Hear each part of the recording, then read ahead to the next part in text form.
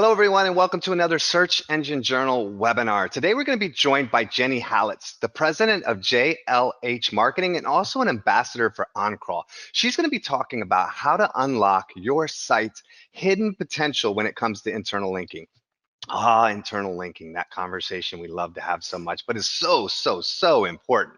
My name is Brent Satoris. I'll be moderating, doing some poll questions and stuff. But Jenny, before we dive in, can you just give us a little bit about yourself, and then I'll do a little bit of housekeeping before we get started. Sure. Thanks so much for having me on, Brent. I'm really excited to do this webinar. My name, as Brent said, is Jenny Halasz, and I have been in SEO for about 20 years at this point. And I am sole owner, sole employee of JLH Marketing, which is a consulting agency that specializes in SEO, particularly technical SEO and analytics. Beautiful. I'm going to dive into a little bit of just some housekeeping stuff for everybody listening. If you have any questions, comments, anything that you want to kind of mention, there is a question box in the bottom of your GoToWebinar screen, and you can type in your questions there. I do encourage you to put in your questions, because at the end of this whole session, at the end of the presentation, we will have a Q&A in which we will have Jill McPherson from OnCrawl joining us with me and Jenny. So we'll both be in there. We'll all three be in there answering your questions. So let's go ahead and get those questions in there throughout the presentation. We'll make sure they get answered. We do have a couple poll questions. This is your opportunity to participate and drive the direction of the information that we are discussing. So if you take a moment when the polls come up and just throw your answers, then it will help us, just better understand what your needs are or where to focus more time on. We're going to make our best effort throughout the entire webinar to link any resources. If Jenny mentions a guide or a tool or something, we're going to try to make sure we get it linked in that box. If we miss it for whatever reason, just let us know and we'll make sure we get it in there later.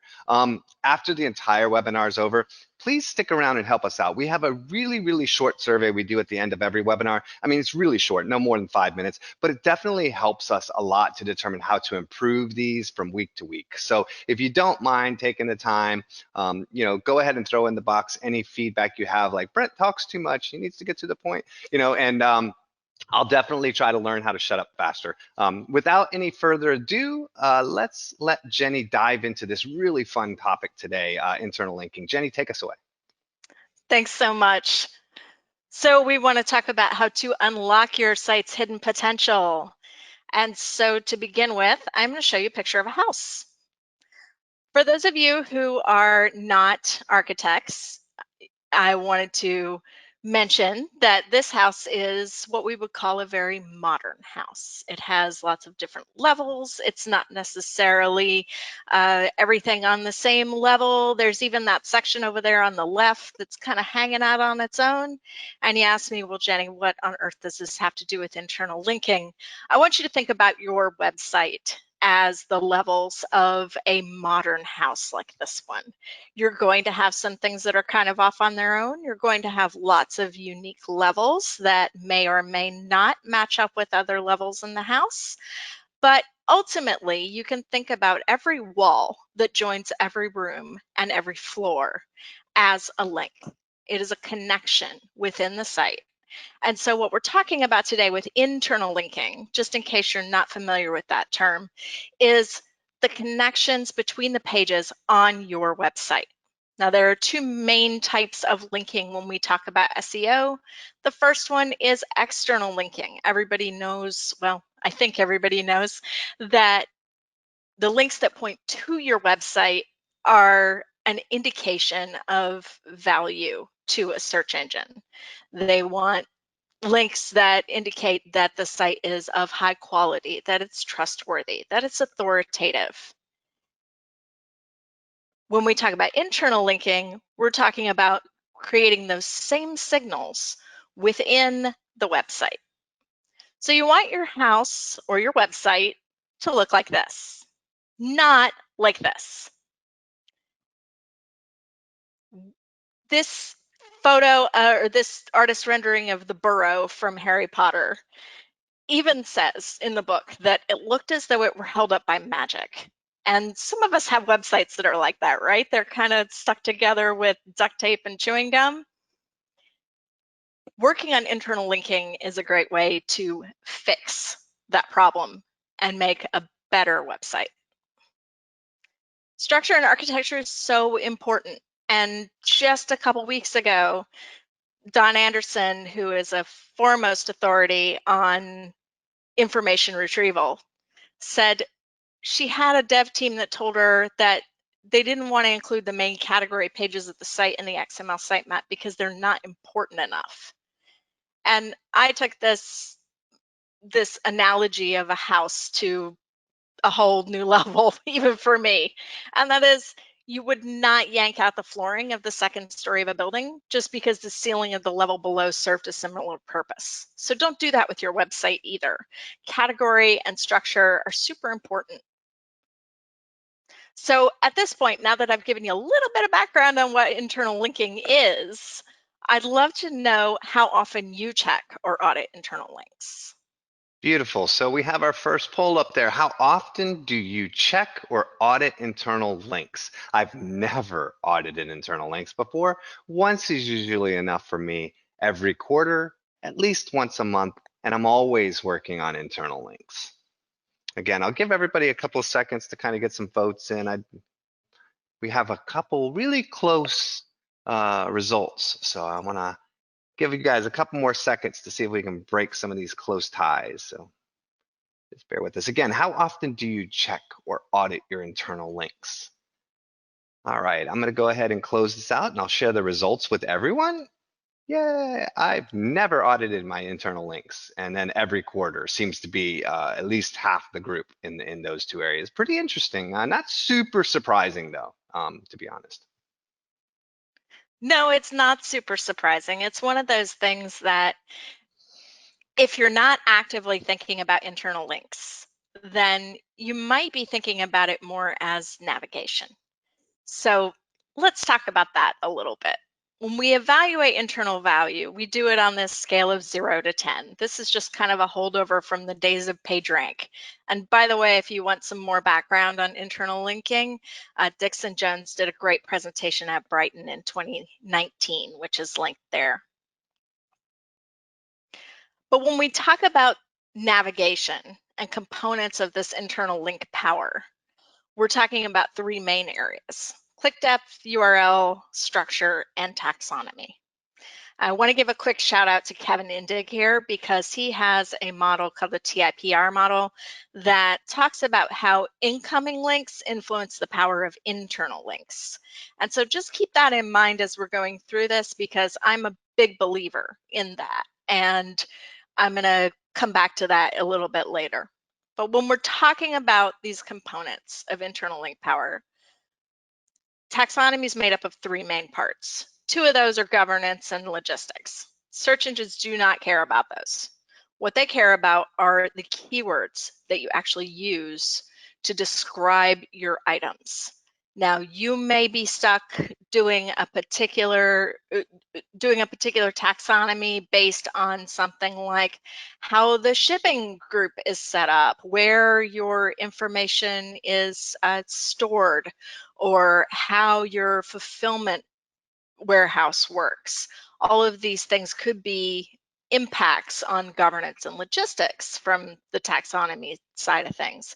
But what you need to do is make sure that you choose the right keywords to refer to these things, because that's going to become important in your internal link structure.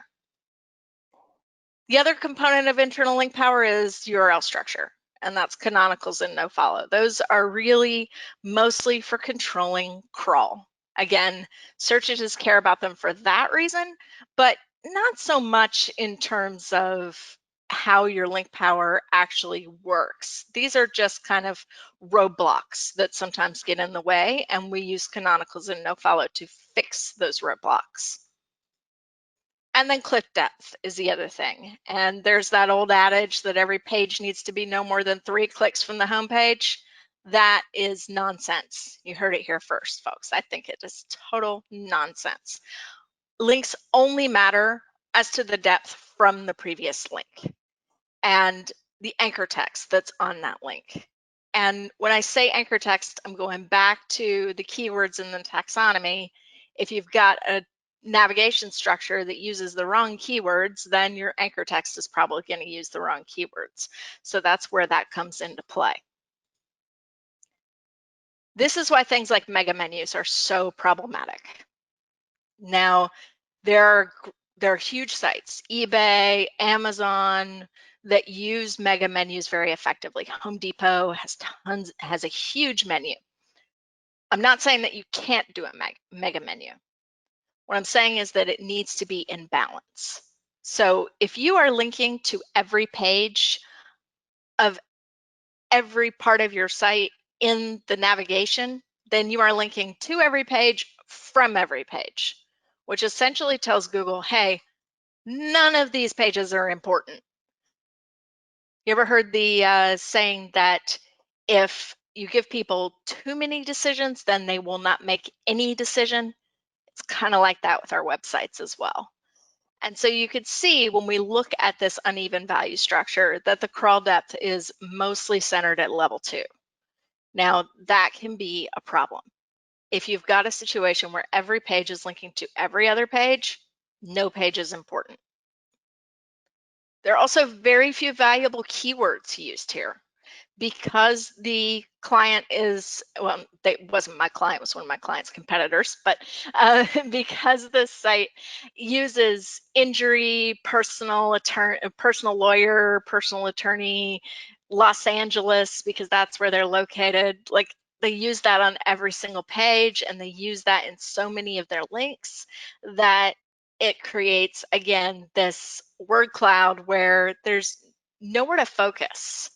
So if you need a personal injury attorney for a car accident, it's going to be hard to find in this site because every page on the site is apparently about personal injury lawyer and the law offices in Los Angeles. It's not helpful.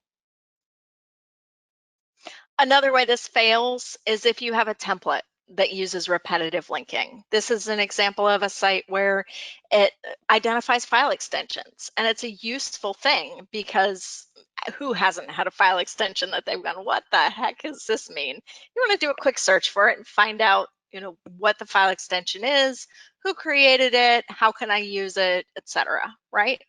But when you have something where they're all created by the same creator developer, in this case, Adobe Systems Incorporated, and you're linking to that page dozens of times within dozens of pages, you create a situation where there's just so much noise in the template through this repetitive linking that it's hard, again, for the search engines to understand what's important.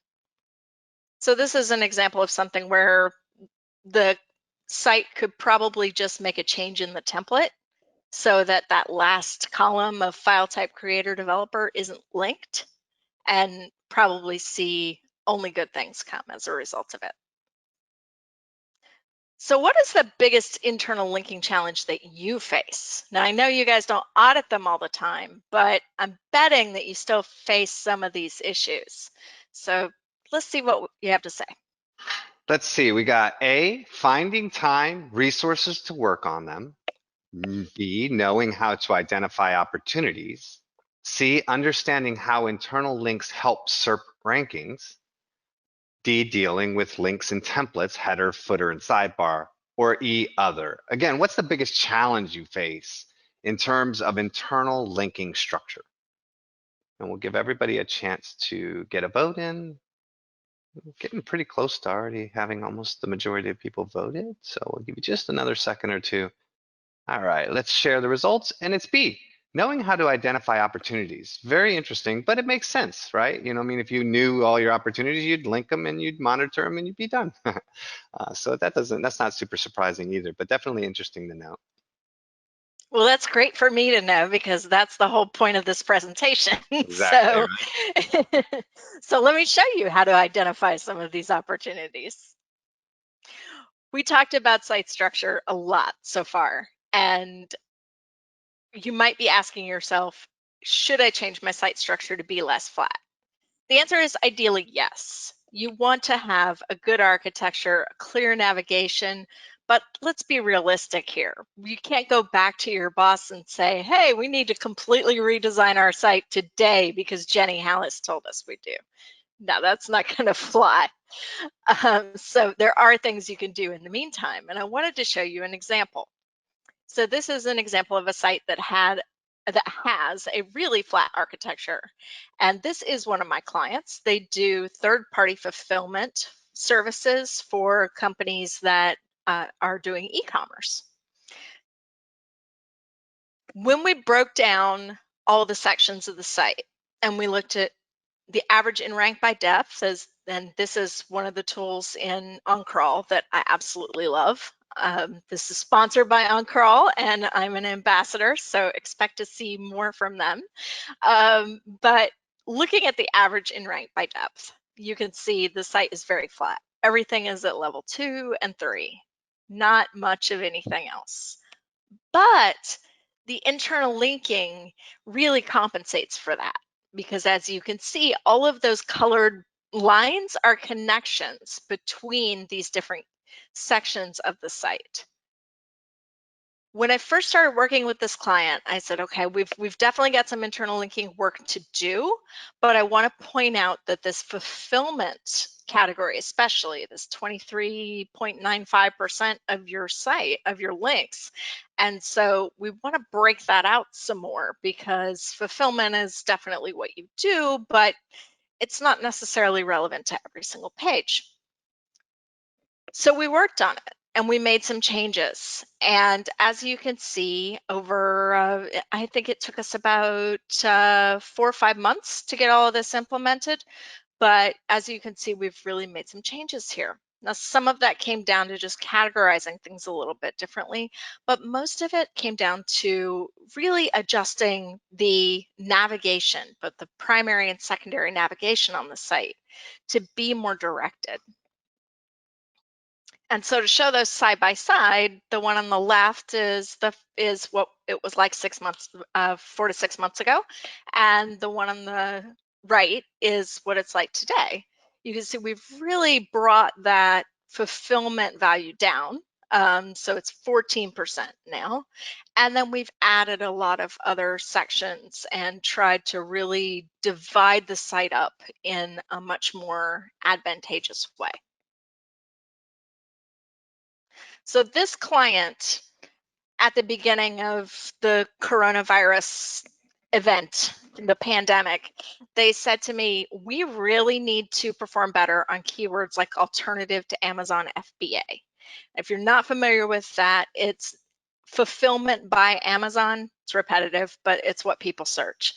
And the reason they wanted to do better on that keyword is because when the pandemic first started, Amazon was prioritizing essential products, essential services, things like masks and hand sanitizer.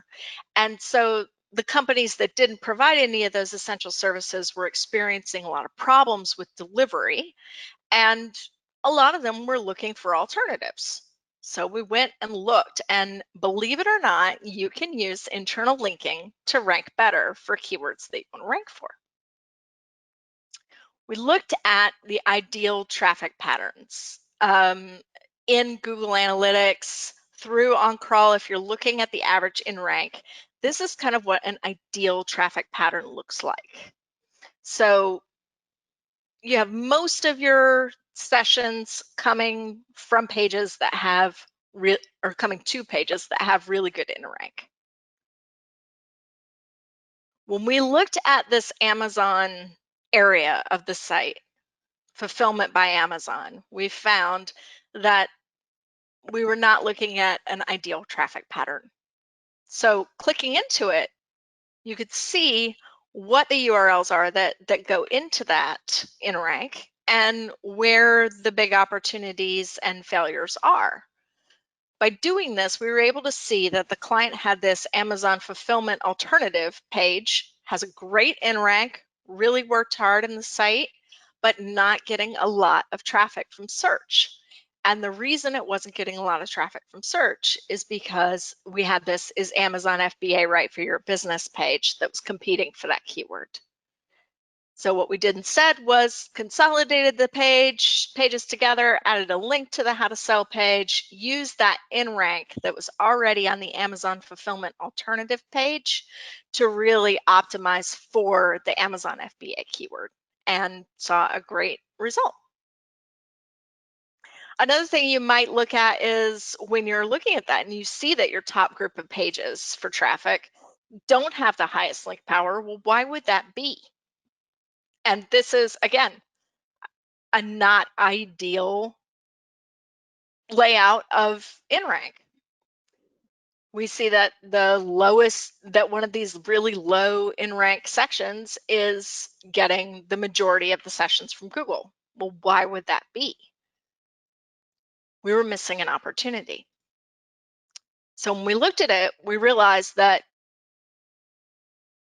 there was a page that had really great in rank, and it had a bunch of inbound links to it. So going back to that link power idea that Kevin talks about, that Kevin Indig talks about, the inbound links really have a lot of impact on how your internal link structure works as well. And when you have your top in-link anchors are things that were used in, say, a featured post, we can see we've got some really great links pointing to this page, but we were seeing a really poor in rank for this page. So by connecting this page better to the rest of the site, in this case, we actually made it one of the primary resources in the resource section, then we saw a really big improvement in the in rank of that page, and then also saw that everything started to balance out in terms of how that in rank works with the SEO sessions. So really cool example of using an opportunity with in rank to improve how that page is performing. And then you can do so much troubleshooting with internal linking. If you are looking at reports like status code breakdowns, you can see where there are major value cutoffs happening. In this case, we had a situation where this is a hospital site, and because so much of the site is behind a login barrier, the homepage had something like 90% of the links we're going to a 403, which was requiring a login. When you do that and you cut off the value to all of the other sections of the site, then you create a situation where the search engine really doesn't have anywhere to go, and they don't have any way to understand what the value is based on what's on the homepage. Pediatric treatments was another section that we saw just really big issues there. So by digging into it, you can really improve how your in rank works just by fixing up those status codes a little bit. Oop, sorry about that. You could also see too many links to the wrong place. So again, when we looked at this same breakdown, and instead of looking at it by status codes, we looked at it by indexability, you can also see that there are an awful lot of non-indexable pages that are coming from all of these sections. And by restructuring things a little bit, we could probably see a really good improvement in how the site is viewed in search. And then don't ignore critical pages. In this case, we looked at page groups by depth and found that the find doctors, physicians, there were a whole lot of pages here that were really deep. And those are critical pages to success, because when people go to a hospital website, they're not searching for, unless they're looking for the ER, they're not searching for blog posts about things. They're looking for this particular physician that my friend told me I should go and talk to. And so if we look at pages that aren't getting enough link power, this can be a great way. At depth 11, we see that there's a doctor, Dr. West, who is only who only has 5 in links at a depth of 11. Something is not right here. And this is one of the best doctors in internal medicine. She's got like a 4.9 in Google reviews. So what we did was we looked and checked the internal medicine treatment page, because if she was on that page, she should have had dozens of in links, not just 5. And lo and behold, we found a template failure. Found a situation where she was left off because her name starts with W. And by looking at that, we were able to identify a whole bunch of other doctors that were getting left off because the template was only showing like the first 5 doctors in alphabetical order. It's crazy, some of the things that you find that you go, oh, I'm not sure I ever would have even noticed that unless I was looking at internal link power. Locate technical issues. As we talked about before, there are pages that aren't getting any traffic on your site. I love, love, love this report from OnCrawl that shows the SEO active pages by depth, because what this does is it links up to your Search Console and it identifies pages within your structure that aren't getting any clicks from Search Console, from Google search.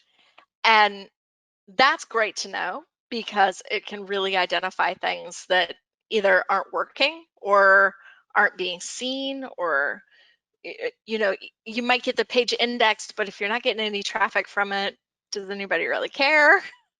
So really great way to identify things. And if you filter this to what really matters, like by indexable pages, you can really get some fun information.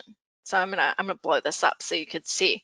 So this was that, going back to that same fulfillment site, we had a bunch of things that weren't getting any traffic. Okay, well, one of these is kind of duplicate content that we need to deal with. A couple of them are brand new, so we're not really expecting traffic to them yet. And one of them is really unimportant. Terms and conditions, you know, we only expect Google to be sending traffic to that page. But then here's an opportunity. An old post, 5 ways your fulfillment center can make your holidays merry, not getting any Google traffic, has some in-rank, so it is actually part of the overall structure, but it's not getting any traffic. We took a look at it, saw that it was a situation where it's an older post. It needed to be updated for 2020. We're working on it right now, and we're hoping we'll see some really good dividends as a result. Very easy way to identify things that just are underperforming, that maybe have the opportunity to be updated and improved. And then enjoy your success, because if you take these strategies and go in and dig into your internal links and look at how things are performing, you are definitely going to see success. And in this case, this client absolutely saw success. I mean, 20% increase in indexable canonical pages and overall pages in the structure, 82% increase in SEO sessions. I know that doesn't, you know, that could be a lot or it could be a little. You're going to have to trust me when I say that it was actually about 3,000 sessions a month for a site that, you know, was not getting a ton of traffic before. So really some good things happening here. And then you can also see it really play out in Google Organic. One of the things that I love best about internal linking and internal link optimization is that it's incremental and it builds on itself. So once you implement those changes, you are going to see growth, and it's going to continue to grow year over year, month over month, week over week. And it also can really help you identify when things go wrong with core updates. You can go back and you can look at those internal links, and you can absolutely see which pages get impacted because they're getting no traffic, or because they have no good in rank, or any other issues like that. By attacking those ahead of time, then when those core updates roll, you've got much less chance of getting hit by them. So really look at all the opportunities that you have to implement changes, and you can use internal linking as just a stepping stone to get in there and start finding out what's going on. So if you take nothing else away today, Future-proof your core updates, find your opportunities, and troubleshoot. Troubleshoot, troubleshoot, troubleshoot. And ultimately, it's definitely going to improve your performance. If you want more on internal linking, OnCrawl has a great ebook that you can download here, and we'll put that link in the chat. And then because you attended this wonderful webinar with me, at least I hope you thought it was wonderful, you can enjoy a 1-month free trial on me. We'll put that link in the chat as well. And thank you so much. I'd like to pass it back over to open up for questions. Beautiful. Thanks, Jenny. Really, really great presentation. I have just a ton of questions that have rolled in, which is not too surprising. This is one of those fields where, as you know, Jenny, for years, there's been what people think works, and then what works, and then what used to work and doesn't work anymore. And there's not a lot of opportunity to kind of define and scope that down to what's currently relevant, which is what's really great about this presentation, because it's an opportunity to do that. And through Q&A, based on the questions I have, I think we're going to have a lot more opportunities to kind of really set a couple, misunderstandings or a couple best practices really straight through that. So the first question I have, I think it's a pretty simple one for me and you to kind of deal with, but should we link out to our social media accounts since they slow the page and they take link juice? So I think there's two parts to that, social media from the sense that they're slowing down your page, and also the link juice, which, yeah. What do you think, Jenny? Yeah, I'm not a big believer in like link juice or that we have a specific amount of link value for every page or anything like that. So I definitely don't think that you're losing link juice per se by linking out to your social platforms. And ultimately, I think that if you can really build a good social presence for your brand, you're going to find that that's going to pay off in spades. So if you don't link out to your social channels, I would suggest that you do. But a couple things on that. The links themselves don't delay the load time of your site. That's absolutely not even an issue. If you're using an applet or a share this or something like that to link to social, then the JavaScript that runs that might slow down your site a little bit. But for the most part, like and absolutely a link, just a regular link pointing out, is not going to slow down your site. There is something else that I want to point out there, and that is that there are plugins for site pages, and there's one in particular that I've run into over and over and over again, and that's an Instagram plugin that uses full resolution photos in miniature in like a little grid on your site. And man, that thing just slows down the site to a crawl. So definitely test those plugins and make sure that they're not causing the problem. I hope that answers the question. Yeah, absolutely. I mean, yeah, both parts I would reiterate the exact same thing. There's no reason it should slow your site down unless you're using some random plugin, in which case you should switch to just links. And then link juice, yeah, whatever. That just is not a thing anymore. I mean, not in the sense that anyone is really going to benefit from it unless you're crazy, crazy good and big and willing to break some rules. Do these taxonomy keywords need to be exact match ones? No, absolutely not. Exact match has gone the way of the dodo. Yeah. The keywords that you use on your site, you want to be helpful, informative, descriptive, but they don't like FBA for Amazon, for example.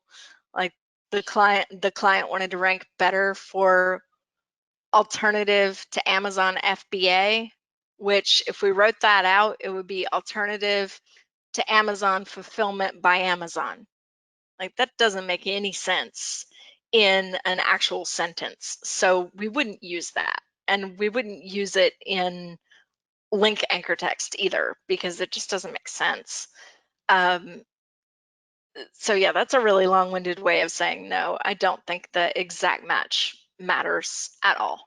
Yeah, and if you're not familiar and you don't track like all the updates, there's a big kind of conceptual update called BERT that came out recently, which really was kind of the nail in the coffin of this whole exact match kind of debate. And that's just that, you know, exact match was actually causing issues in search results. And so they had to change the basically the way they looked at, you know, search queries and results to eliminate kind of the problem that some exact match coding was causing in search. So they've actually gotten away from that in conceptual aspects as well. Can you Yeah, I mean, explain? Go ahead, Jenny. Sorry. I was just going to add, BERT is a form of machine learning technology, and ultimately the search engines are all trying to better understand the context of a website as opposed to using an exact keyword to determine what the website's about. And if you want to know more about Bert, Don Anderson, who we talked about earlier, has a video on it. She actually did a full podcast. I mean, not a podcast, a webinar once, and it's on our YouTube channel. The SCJ YouTube channel has a full video on Bert, and that's all the conceptual stuff. Like, why does it even exist, and why would you even care about it, and what does it matter? You know. Yeah, But that's a yeah. fantastic one. Can you explain more how click depth only matters from the previous page to the link it came from? Let's consolidate a couple of these. I've got questions in here about like, you know, do you really need to be, you know, don't your most important pages need to be the lowest clicks from your main page? There's some questions about the benefits to, you know, link sculpting, you know, and being able to flow it. There's some questions as to how does authority. So maybe what we can do is let's talk a little bit about how does authority transfer? Why is a link, you know, in an SEO even something we discuss? I think there's a lot of questions kind of misunderstanding or wanting to better understand why authority passes. And then let's discuss a little bit about the whole concept of how many clicks away from a site and why that would be a discussion. I think that will explain just a lot about authority flow, and I think that will answer a lot of these questions. Yeah, definitely. So that's something that I was kind of trying to get at with the house analogy at the beginning, and that is that if you think about a house, you have your front door. People can come in the front door, but they can also come in the back door and the sliding glass door and the garage door, and they could crawl through a window if they really wanted to. So there's all these different ways to get into your site. And while the homepage is, you know, kind of our hey, here we are, this is who we are, this is what we're about type of page, it, ever since the advent of search engines and the ability to come directly to a page within a site that has the information that we need, the homepage is not necessarily the most important page on the site anymore.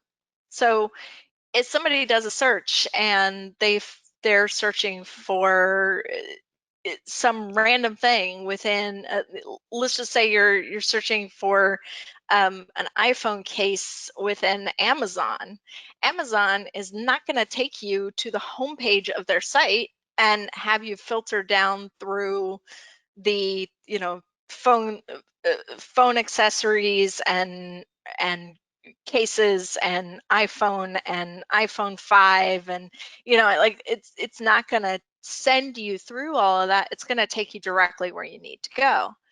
And so when we talk about authority being spread throughout a site, we're talking about, and the whole concept of the click depth really only matters as to the distance from the previous link. What I'm getting at here is that a site can be authoritative for a lot of different things. And if the New York Times links to Amazon's page on iPhone cases for the what are we at now? The 20? I don't even know. I'm an Android girl. Um, if they link to that, then they're saying Amazon is an authority for this topic. They're not saying anything about Amazon's authority for digital cameras. So it really becomes important from the standpoint of of what's the topic and how authoritative is that link for that topic. Does that? Yeah, yeah. And then the one other thing I would throw in there that I always like to use as an example is you have to remember why all these things exist, right? We took a real world environment and Google tried to mirror it. So if you look at like SEO on page tactics, they follow like the structure of how to write an article, right? You have titles, headers, things, and they're all supposed to function in the way they're supposed to function. Well, recommendations are links, right? In the real world, you say, I'm looking for a belt, go to Walmart, right? But you're not going to go to Walmart, stand outside and say, I'm here, and then walk away. You still have to go inside and you're going to look for a section of the area that says men's. And then you're going to go over there and you're going to look for the little sign that says belts. And you're going to go over and look at all the belts. And then you're going to see the prices. And so this is internal linking, right? You're saying, hey, from a big picture standpoint, you want to go to Walmart. And from another standpoint, you don't just want to go there and that's it. You want to actually go to the men's section. So the idea is like, where do you have to bring people into this? But a lot of times Walmart will have 4 or 5 different sections. You have a grocery section, you have other sections which are equally important, right? And so that's where you start to see what Jenny's saying with the priorities in there. You can see where it starts driving people to different areas, right? So authorities are just recommendations, right? I mean, links are just recommendations, and the authority passes based on whether or not you're getting a recommendation for a meal to eat and it comes from a chef or it comes from a buddy has no idea how to cook, right? You're going to look at one and say, wow, that's much more authoritative. And that's where authority levels come into play. And if you think about all of that in the scope of what Jenny's talking about, then you start to understand where it flows and how it flows and why it flows. And that can help a lot. And I also ascribe to a model called the reasonable surfer model. And that gets to when we talk about controlling link value, like the old concept of PageRank sculpting, which Mhm. really does not work. And I don't want anybody to go and try to do this, but like the idea that, you've got certain things like the terms and conditions and the privacy policy that are in the footer of every page. Well, they're in the footer, and Google knows that they're in the footer. So the reasonable surfer model would say that the links to those pages being in the footer are not as important as a link that's in the main content. Beautiful. What's your approach to building an internal leak graph when it's for a site that has millions of pages? I actually don't build it. I use OnCrawl. Yeah, there you go, right? Yeah, and I would say that's really the answer is that once you get beyond a certain scope, you really shouldn't be trying to manually, build these out or really conceive them. You really want to start looking for tools that will help you to kind of at least get you on the right track. And then all you're doing is making, decisions down that path. Does OnCrawl have like a feature that allows that internal link graph to be built, or is it just have reports that allow you to build it yourself? So it's both. OnCrawl has a couple of different ways you can do it. There's a segmentation feature where you can segment the site based on what's important to you, or based on the URL structure, or based on a random structure that you come up with yourself, and then import via JSON. They have the ability to do what's called data ingestion, where you can take data from something like BigCommerce or Salesforce or anything like that and input it into the system and get reports based on that. And then there's just kind of the standard that goes on the file structure of the site. So there's a Perfect. default, and then there's a million ways to customize it. And I just want to take a moment to let everybody who's listening know that like I have over 100 questions piling up. So this is not like a small amount of questions. So I'm trying to like consolidate some of them, but a lot of these questions are very unique. And so if we don't have time to get through them all, I'm gonna beg Jenny to take a little extra time today and tomorrow, and we'll send these all over to her and see if she can write responses back to them that we can include in the recap post that we put on the site next week. Just know that I'm not trying to ignore you. I just literally have hundreds of questions in here. So, definitely we'll make sure that we get these over to Jenny and we'll get them all answered. But we'll try to get through as many as we can. I love that. And I've also got up on the screen 3 different ways to contact me, Yeah, there you so go. feel free.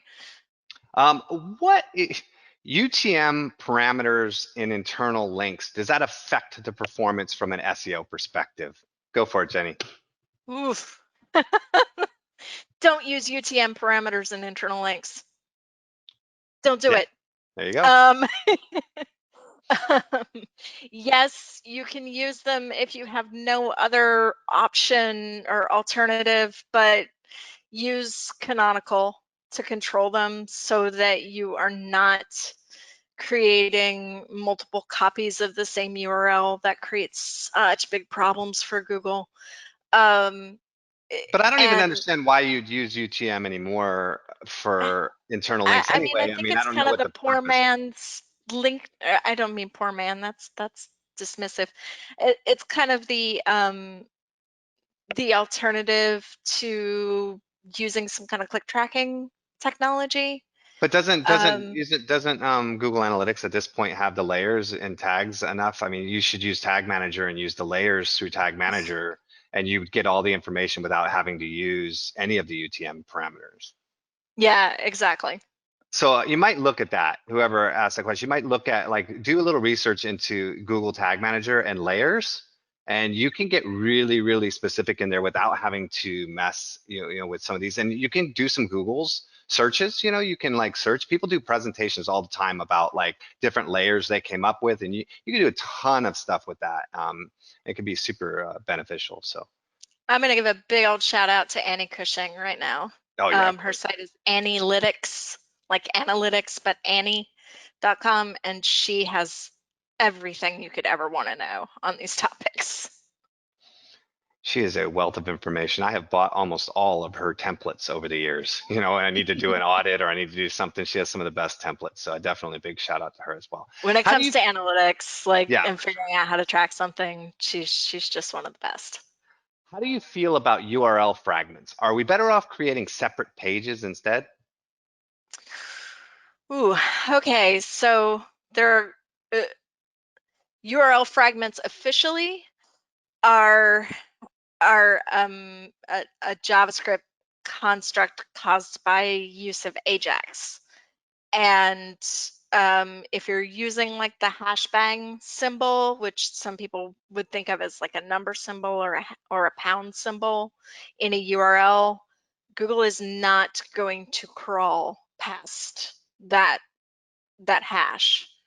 Um, so those are not good. Using URL fragments for pages that you really need that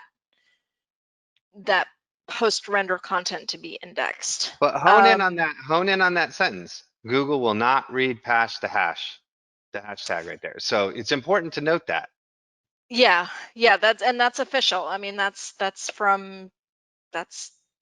was just confirmed. I think a couple of weeks ago on a Google Webmaster Hangout. There are ways to use Ajax effectively, lots of ways to use Ajax effectively, and it's a terrific technology. But that hashbang in the URL is a problem. The search engines just are not equipped to identify the content that you mean with that hashbang. So this is an interesting question. I'm going to try to summarize it down and say that, like, look, links on a page have different value at different places, right? We know that footer links don't have as much value, but how do links? Do you feel or do you know of a difference in value when the link is placed in a list versus within the context of a paragraph? Like if somebody puts bullet points and then a link, does it lower the value than if it was actually in the construct of a paragraph? I don't personally know. Like I've never thought about it that refined. It's normally the number of links on a page and how relevant they are and just all kinds of other factors. But I'm curious if you have a view on that. Well, I want to be really clear that we've entered the realm of conjecture here. And I wouldn't even necessarily say that Google definitely does value main content links over footer links, for Mm-hmm. example. I think that the reasonable surfer model implies that.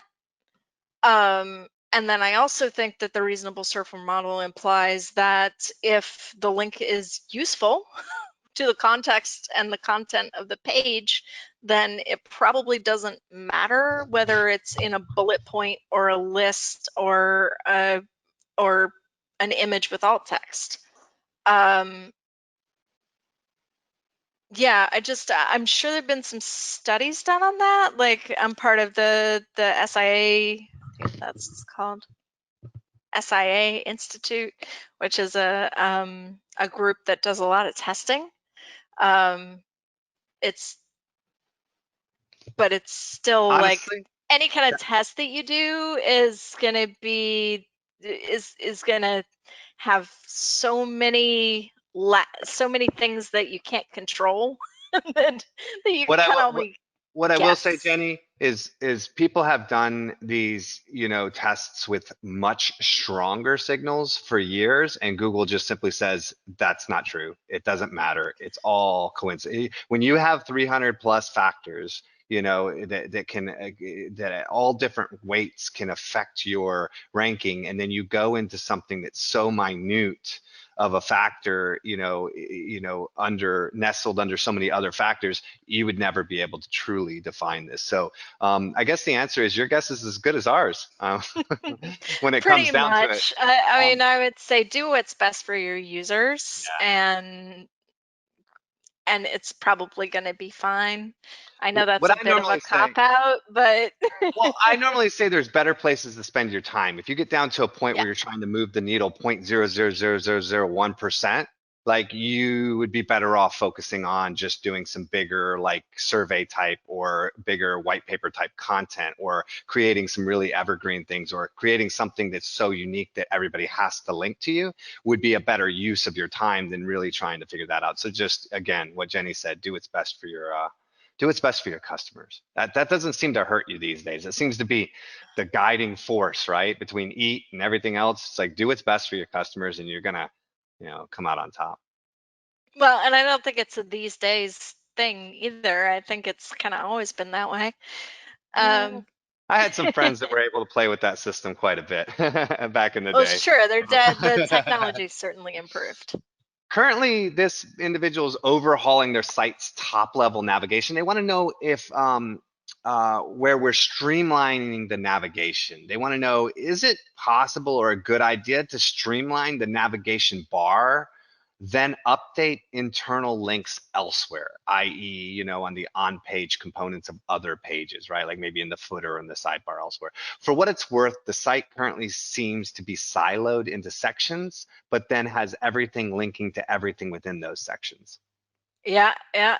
Um, I would say it depends on how much supplemental content you have that is not getting linked from every page on the footer. Think about balance. So if you have uh, 50 categories that are all being linked in the header, the main nav, or the footer, like anywhere on the page that it's every single page, then you better have at least double that amount of additional content that's not linked, because you have to give some indication of value. Quick So question here. Oh, sorry. I'm a big fan of secondary navigation.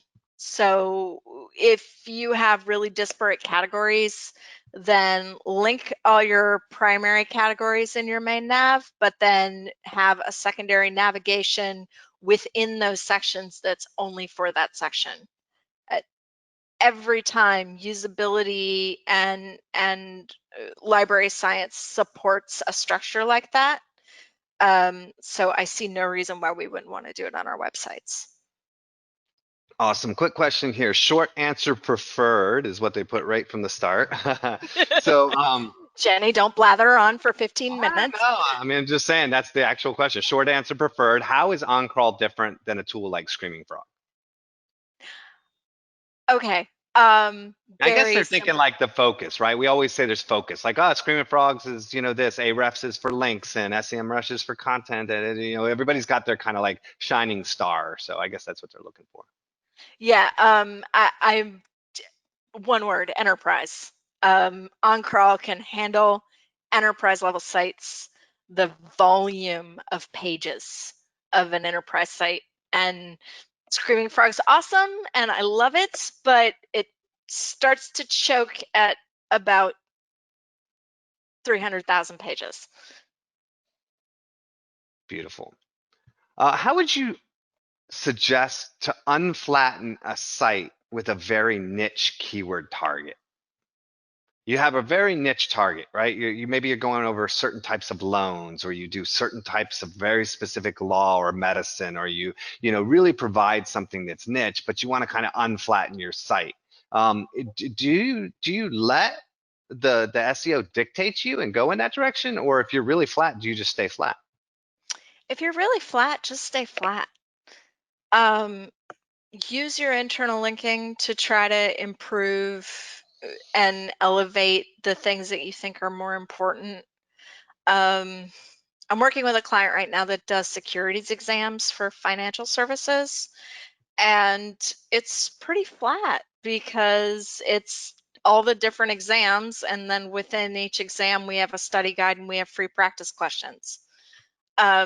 So there's really not much more you can do with that. But just by structuring it in a tree, it works. So you used the word in rank a lot when you were talking earlier, and some people asked, what is in rank? That is OnCrawl's branded term. And I think I'm going to let Jill really explain what in rank is. She might have to unmute. She's still there? Hi, yep. Can you hear me? Yep. Yes, we can. Yeah, so InRank is basically OnCrawl's algorithm similar to PageRank. So basically what it does is it's a score that's based on a scale of 0 to 10 that helps you understand how popular your pages are and the probability that a user would visit each page. So it allows you to track different changes in rank at different depths of your website. So whether that's for all pages or for different page groups. And as you saw on Jenny's presentation there, you can see how in rank will flow using the flow graph that she showed. So for how is it scored, and sorry, just let me know if I'm talking too fast because I want to make this quick, as I know we're running out of time. Okay, perfect. So basically for each crawl, OnCrawl will calculate the in rank of each page it encounters. So it just starts by looking at the internal links and calculates the probability of the page. Then there's a dampening factor applied, and they adjust the score to fit on from 0 to 10, which is what you would have seen. And so it doesn't include external links. It doesn't include no follows. It's just the follow links that you see. And obviously we know, as we saw, that it's super important. It's best to use it evaluating the entire website. So you just want to make sure that all of your URLs in a full crawl is done. And it just helps you really understand the impact of your internal linking strategy on your site. Beautiful. Very good. So, Jenny, we have a lot more questions in here and we are pretty much out of time. I mean, there's a lot of things people are asking that are really good questions. I think that if you're willing to, we'd love to send you all these questions over and see if you can kind of, go through and answer some of them. I think we'll have like an entire freaking 4 or 5 articles after this, but definitely shows a lot, the interest level in this topic. So I promise you, everyone, we're going to send all these questions. I'm going to have Delisa send all these questions over to Jenny. We're going to ask her if she can, kind of get through and get us some answers back on these, and we'll get these up on the blog post, which I believe comes out every Monday. Don't hold me to it because there's always a chance it's going to come out on Tuesday and then I'll be wrong, but almost always it's on Monday that these come out. So we will definitely get all these questions over. We will, sorry, I'm being told Tuesday. is actually the day. See, there you go. So much I know. So Tuesday, the post should be coming out. We will have all these questions answered, hopefully, there for you. Yeah, and so Jenny, thank you so much for the presentation. I feel like this is a really, fun and interesting topic that kind of gets glossed over a lot. And so I think it's really great to kind of focus on it. And I think you had some really good information in there. So I want to thank you for sharing. And I want to thank, OnCrawl for letting you come in and present with, with their brand as a part of their combination. And I think it's really cool that they're willing to give the free month. I mean, it's a really amazing tool. So I hope everybody takes advantage of that. And I want to thank, Jill for coming on. Jill, sorry, some of these topics didn't really touch too much on OnCrawl, but I was really happy you were able to get in there and answer the one question. I don't think either one of us could have even touched on answering that question the way you did. Oh, so, thank you so much. This. Thank you again, everyone, for joining us. Thank you, Jenny. Thank you, Jill. Thanks, everyone. Thanks, everybody.